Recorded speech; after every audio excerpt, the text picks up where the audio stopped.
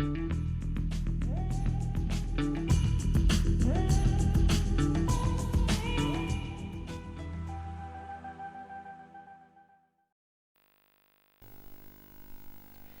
recupero della terzultima giornata del massimo campionato, le ragazze di Acqua Centropose Bardolino si impongono per 4-2 sull'insidioso campo del Tavagnacco, compiendo un passo forse decisivo verso la riconferma dello scudetto ed il ritorno in Europa.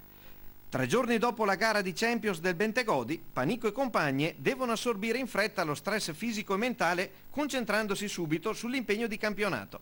Mister Longega deve rinunciare alle infortunate Barbierato e Sorvillo, sostituite dalle giovani Girelli e Magrini. In porta a sorpresa, Picarelli prende il posto della più esperta Brunozzi.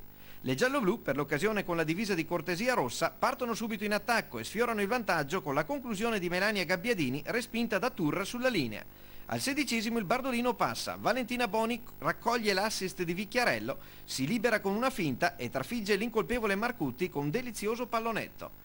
Al 25° una generosa Panico si vede annullare la rete per posizione di fuorigioco.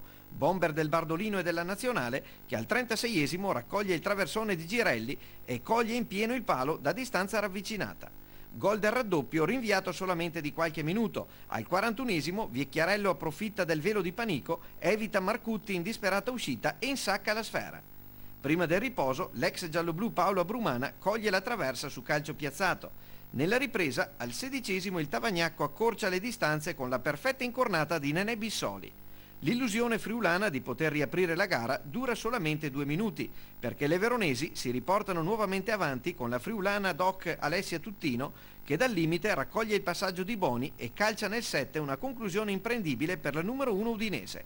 Al 32° la neoentrata Mencaccini serve un bel pallone a Gabbiadini che sbuca sul secondo palo e in diagonale mette dentro la quarta rete giallo-blu.